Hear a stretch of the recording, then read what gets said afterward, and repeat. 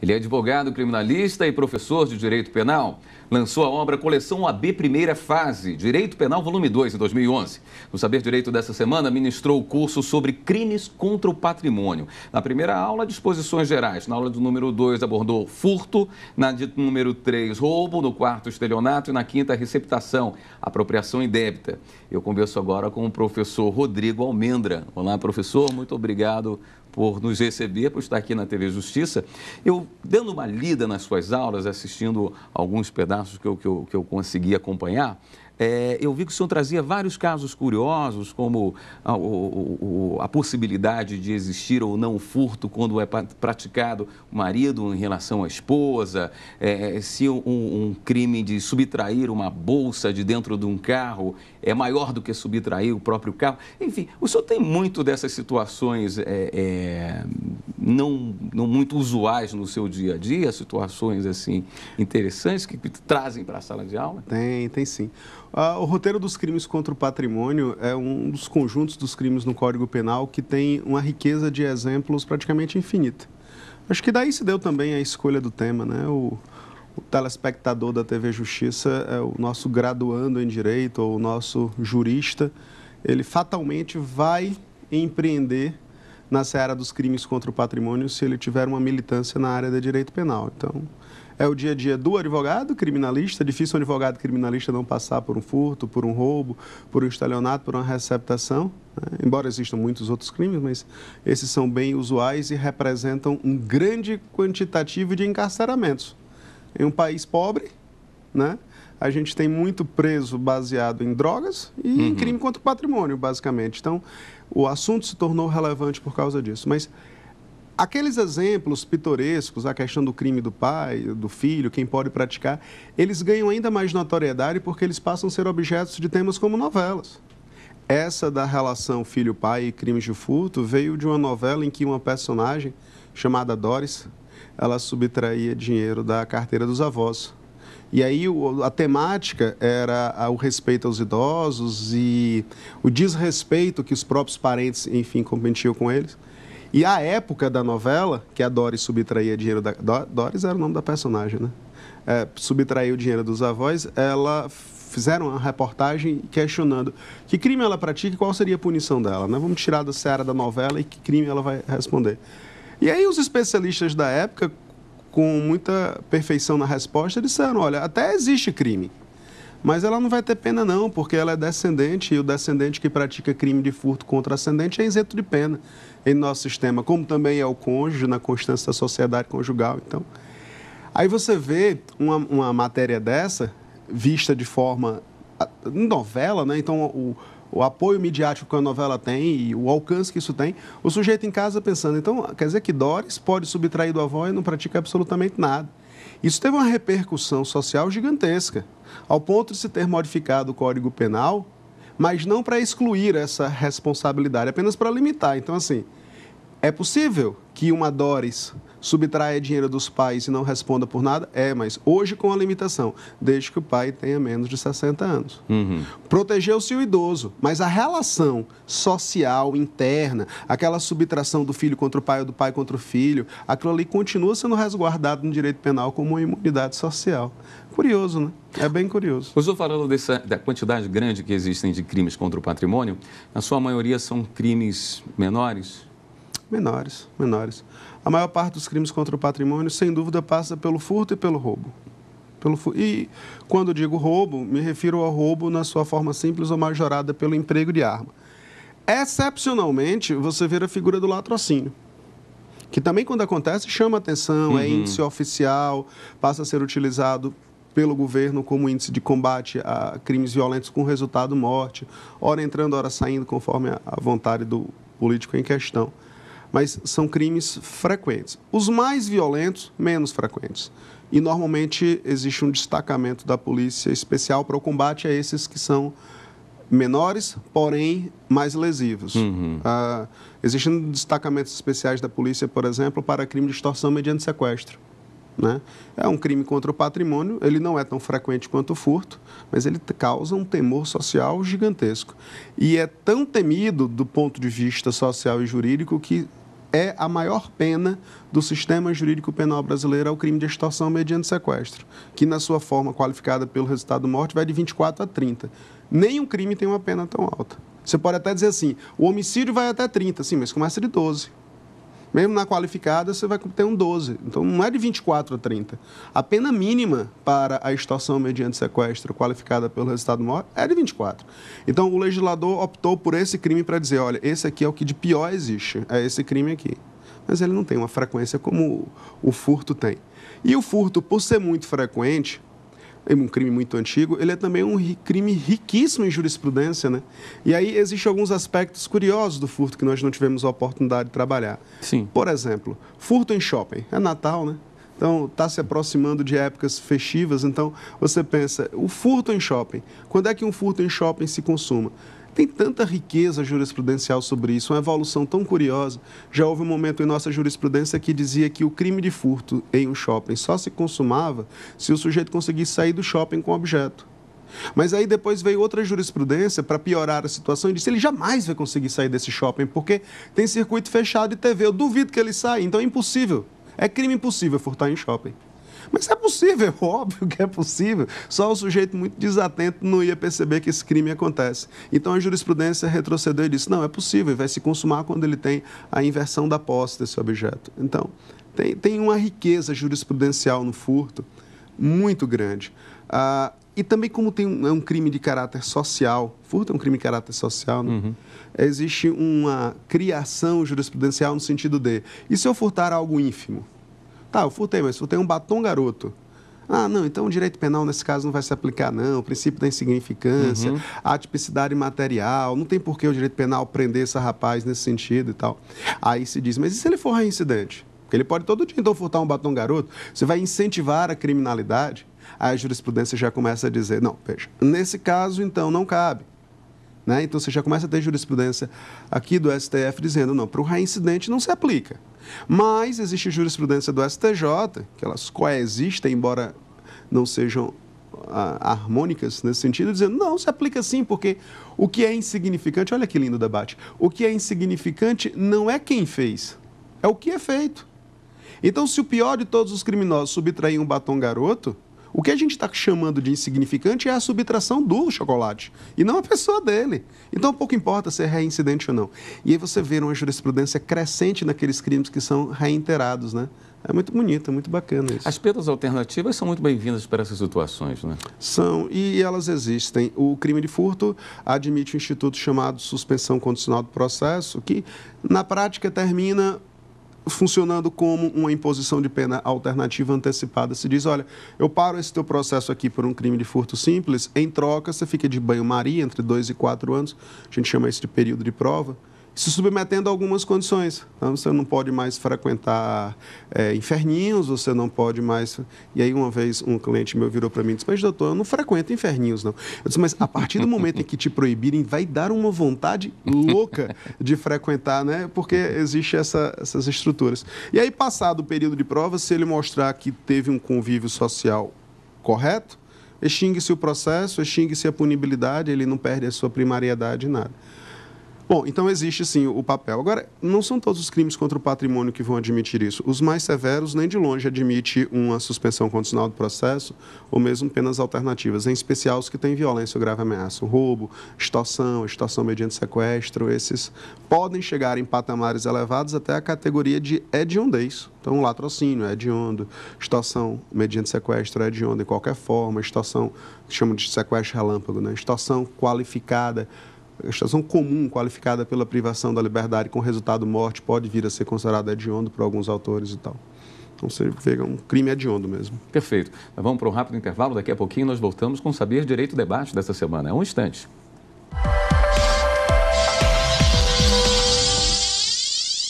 Estamos de volta com o programa Saber Direito Debate. Hoje tendo o prazer de receber o doutor Rodrigo Almendra. Doutor, o que lhe levou para essa linha do direito? Direito penal, especialmente? Eu acho que o amor pelo direito quente. Existem diversos ramos do direito, obviamente, existem aqueles que exigem do sujeito uma maior quantidade de frieza, talvez um raciocínio matemático, mas existem aqueles direitos que são muito vivos, E o que realmente me faz gostar do direito penal é a possibilidade de um abraço sincero de um sujeito inocente que você tira de unidade penitenciária. Isso não tem preço, honorário não paga. A família agradecendo não paga, o abraço dele não tem preço. Isso só o direito penal proporciona. Talvez o direito de família consiga ser tão quente quanto o direito penal em algum momento, como restituir à mãe um filho indevidamente subtraído pelo pai. Talvez aquela devolução, aquele ato, esse abraço de uma criança que reencontra a mãe, que no caminho abraça um advogado, esse eu nunca recebi. Eu imagino que para o advogado de direito de família seja um prêmio acima de qualquer outro. Mas o abraço de libertar um inocente ou o abraço de fazer uma justiça, esse eu já recebi alguns e esse não tem preço. Essas informações chegaram para o senhor na graduação? Não. Na graduação, a gente vê o direito como um todo, indivisível, e não tem essas particularidades.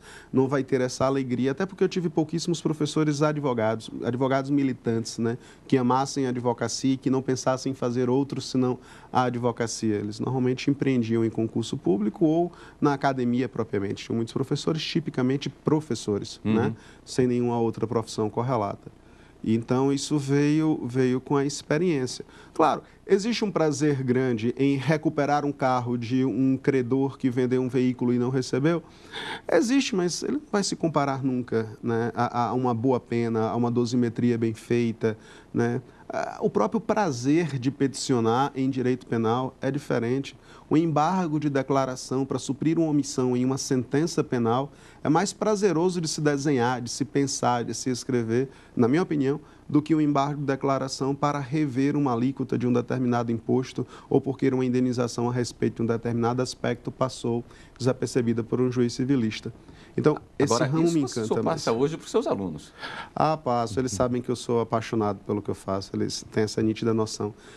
E eu acho muito difícil não ser. Porque, e aí tem um aspecto que eu bato muito em sala de aula, em especial nas turmas de prática, a gente não pode confundir o advogado criminalista ou estudante de direito penal com o criminoso, né? O fato de você ser advogado e trabalhar em direito penal não te torna cúmplice da criminalidade, se você souber diferenciar até onde vai os limites da advocacia. Advogado criminal não é aquele que leva recado para preso, nem que leva dinheiro, nem que leva remédio. Eu lembro recentemente de um rapaz que chegou para mim, na verdade uma moça, disse, leva esse remédio para fulaninho que está preso. Eu disse, não.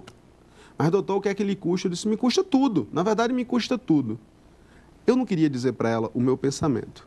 Mas o que eu queria tentar dizer para todos que estão assistindo é que eu não sou químico, eu sou advogado. Então, o que é que me garante que aquilo ali não são drogas? Eu estou servindo de mula. Quem sou eu para saber? Então, eu sei até onde vai a minha profissão, e minha profissão não corresponde a entregar objetos a preso. Então, eu não vou por aí. Se você souber diferenciar os limites da sua profissão e trabalhar de forma técnica, eu acho uma das profissões mais belas e gratificantes do planeta. A partir do momento em que você passa a exercer uma profissão no sentido de servir de mula, servir de moleque de recado, ou advogar em cima não da técnica, mas da política, ela vai se tornar desgastante, cansativa, e com o tempo você vai dizer, por que não fazer outra coisa, né? O senhor já pegou caso que lhe deu algum desgosto?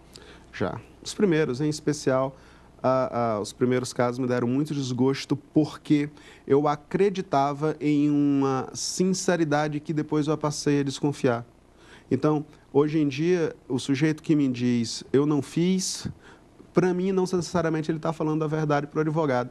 É porque na graduação, de alguma forma, a gente aprende que deve sempre se falar a verdade para o advogado, como se não se mentisse para o advogado. Não minta para o seu psicólogo, não minta para o seu advogado, não minta para o seu médico. Mas eu acho que com o tempo a gente mente para o psicólogo, para o advogado e para o médico. Esconde a doença do médico, por algum motivo que eu desconheço, mas esconde, talvez porque não queiram receber uma carga de remédios muito grande. Mente para o psicólogo, vai que o psicólogo vai achar que você é louco, já pensou? Mas em especial se mente para o advogado. Mente para o advogado por 1 milhão de motivos, mas se mente. E eu não tinha essa consciência, achava que o sujeito tinha realmente feito de uma forma diferente e aquilo me decepcionou muito.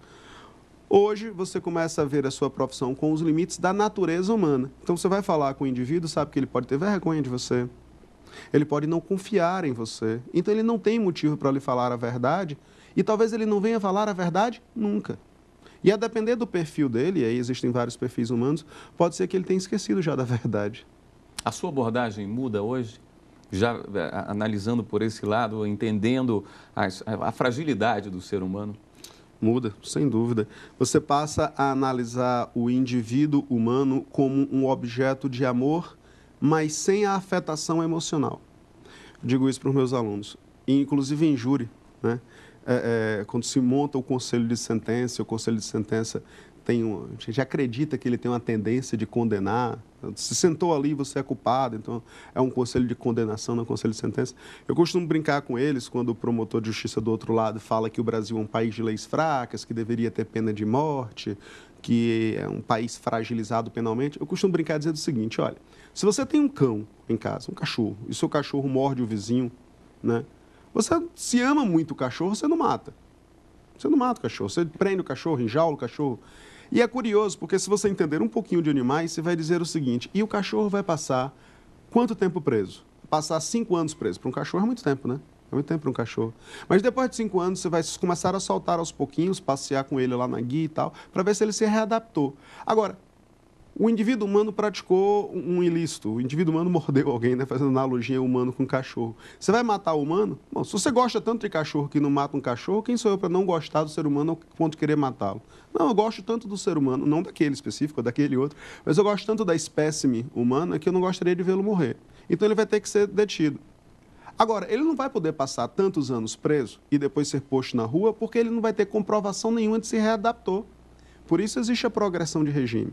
Então você começa a analisar, dentro da sua pergunta, o indivíduo diante das suas fragilidades, a necessidade de progredir, a necessidade de correção, da capacidade de arrependimento. Começa a estudar diante disso das novas tecnologias, o que é uma psicopatia, o que é um exame de ressonância magnética funcional. Pedofilia tem cura, pedofilia se corrige. Você começa a analisar crimes de conotação seríssima e até que ponto você, como advogado criminalista, está fazendo um bem em apresentar uma defesa técnica nessa linha ou nessa outra linha. Isso é muito importante, para que você possa dormir depois. Você se apaixonou pelo direito assistindo sustentação oral em filmes? Porque... Acho que que momento chegou? Pela paixão pelo direito penal? Eu acho que o direito penal não passa pela oralidade, pelo menos minha paixão não passa pela oralidade. Eu tive poucos exemplos de bons oradores em direito penal, né? Você vê bons oradores fazendo sustentação oral nos tribunais em direito tributário, eles são impressionantes. E oradores fantásticos no direito do trabalho. Eles falam divinamente bem essas pessoas. Em direito penal, você, em júri, em sustentação oral no júri, que você vê muito, infelizmente, eu fico muito triste, é teatralidade.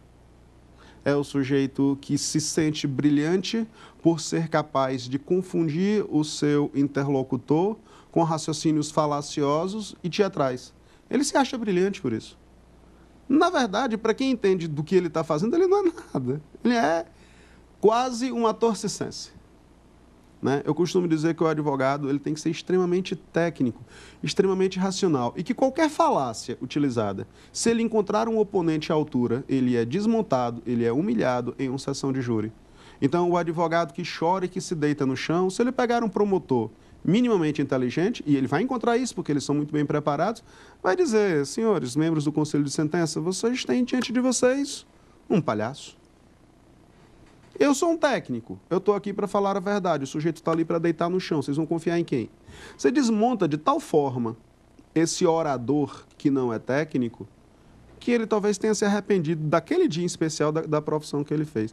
Então, eu acho que a oralidade ela é muito importante, mas no sentido do convencimento, de você racionalizar. É assim, premissa maior, premissa menor, síntese. Premissa maior, premissa menor, síntese. Premissa maior, síntese. Logo, nós podemos concluir que, ou pelo menos ficar na dúvida que. E aí você passa para o próximo ponto. Eu acho que isso não encanta como o circense, porque você não grita nem se esgoela, mas convence. E o propósito não é enganar ninguém, não. Esse é o ponto principal. Se fulaninho matou, a hombridade está em assumir que ele matou. Matei. A hombridade maior está em se arrepender porque matou. E o supra-sumo, que é a finalidade do direito, é que ele não mate mais.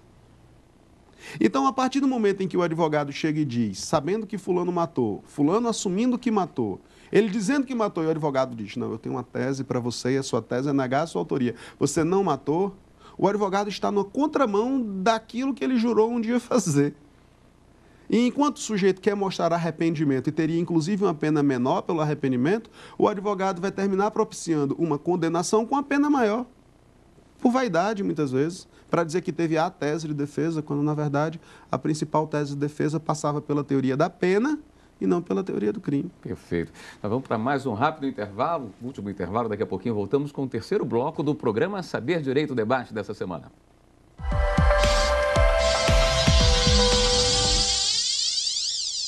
Estamos de volta com o programa Saber Direito Debate, recebendo o professor Rodrigo Almendra. Professor, vamos aos livros que o senhor havia separado hoje para mostrar para a gente? Trouxe dois. Um em homenagem àqueles que estão iniciando o estudo de direito penal e outro àqueles que querem avançar um pouco nesse estudo. Esse que o senhor segura é um livro um pouco mais avançado. Gosto, adoro, sou apaixonado por Pierangeli. Ele tem uma vantagem de trazer o direito penal de forma extremamente racional e histórica. Então ele começa, olha, o crime de furto tem um nascedouro aqui, se desenvolveu assim, nas ordenações manuelinas, filipinas e afonsivas foi dessa forma, depois no Código Penal Imperial foi dessa e a gente chegou ao momento que é hoje.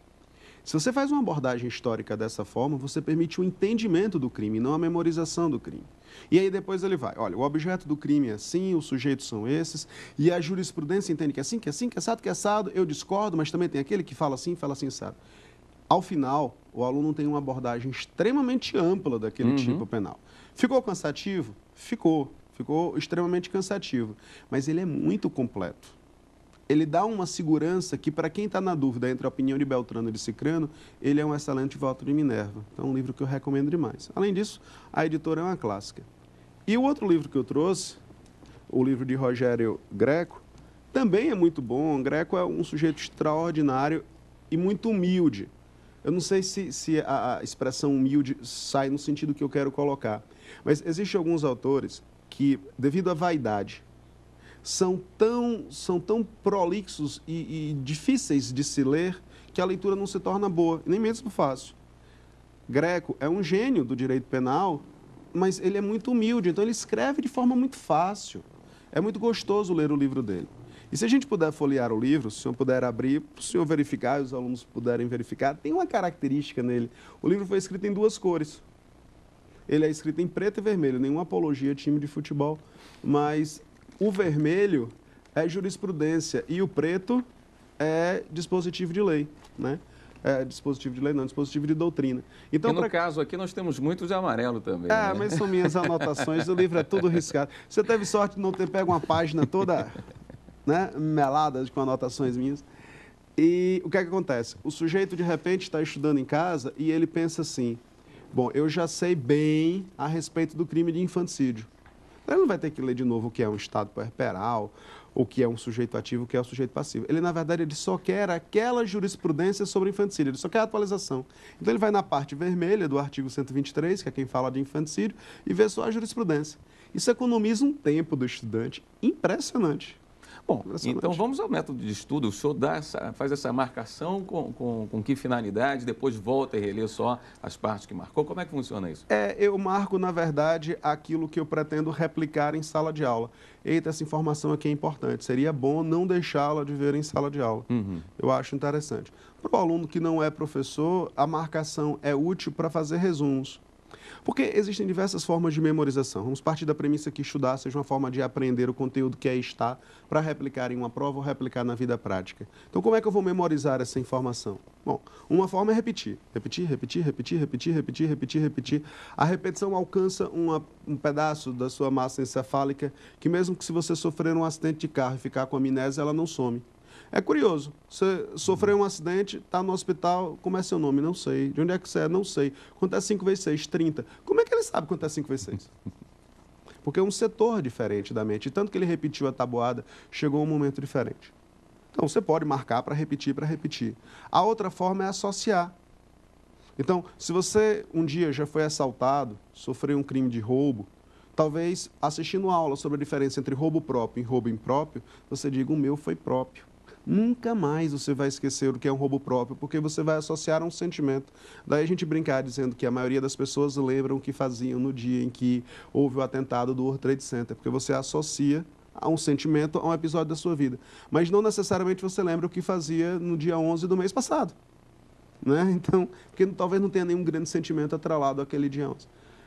Bom, então a marcação é interessante para a repetição, até porque pedir para que o aluno repita o Código Penal seja vítima dos crimes do Código Penal ou os pratique, não convém. Então, você marca e depois você repete, fazendo resumos seus e aquilo fixa mais tempo na sua mente. É bem legal. O senhor entra em método de estudo, muito em ética. Quanto mais você sai do que seria a primeira obrigação de um professor? Além do aspecto ético. De passar conteúdo, né? Sem dúvida. Em especial, direito penal. Direito penal. O professor de direito penal ele tem que estar o tempo inteiro mostrando que ele pode ser um jurista, criminalista e ético. Do contrário, o seu aluno vai acreditar que a profissão é uma profissão de criminosos togados. Né? Então, o discurso da ética e o discurso da técnica, eles têm que andar constantemente juntos. Por outro lado, o discurso da metodologia de ensino, ela é fundamental porque em um universo de concursos públicos, de exames de ordem e de provas, é muito comum que o aluno caia no conto do vigário. Tivemos aula hoje sobre estelionato, né? Falar em estelionato educacional. Então, fala-se muito em, eu vou te dar um processo mnemônico fantástico para você memorizar os crimes hediondos. Genep atestou que o Rolex é falso. Eu acho que isso é muito bonitinho, mas funciona a curtíssimo tempo. E eu não imagino em concurso público caindo uma frase dessa. Mas é muito comum que em didática se utilize de técnicas para mostrar para o aluno que, olha, se você estudar comigo, eu tenho uma frasezinha feita, eu tenho um bisuzinho aqui legal, eu toco uma musiquinha nesse violão aqui, e isso é muito bacana para você memorizar, viu? Venha comigo, que me siga aqui, seja o meu seguidor, que você vai memorizar fácil direito penal ou qualquer outro ramo do direito. O que não se fala é que esses processos mnemônicos, o palácio da memória e que outras técnicas de memorização, se não forem repetidas ou associadas a um evento prático, elas não têm uma duração de longos anos. Então, eu não imagino, em uma entrevista com os ministros do STF, você perguntar como é que eles memorizaram um crime de receptação. Eles falaram, foi um processo mnemônico. Dificilmente não foram. Eles repetiram tanto aquilo ali que incorpora-se ao patrimônio cultural deles de uma forma indiferenciável. Então, é sempre bom você reforçar para o aluno essa mensagem do modo correto de se estudar, porque a profissão dele está começando agora. Ele vai precisar daquela informação daqui a 10 anos, e não para a prova da semana que vem apenas. Perfeito. Doutor Rodrigo, muito obrigado pela sua presença mais uma vez aqui na TV Justiça. E nós vamos encerrando aqui o programa Saber Direito Debate. Muito obrigado pela sua audiência também. Até o próximo programa. Tem dúvidas sobre o assunto? Mande um e-mail para nós, saberdireito@stf.jus.br. E você também pode estudar pela internet. É só acessar o site www.tvjustiça.jus.br.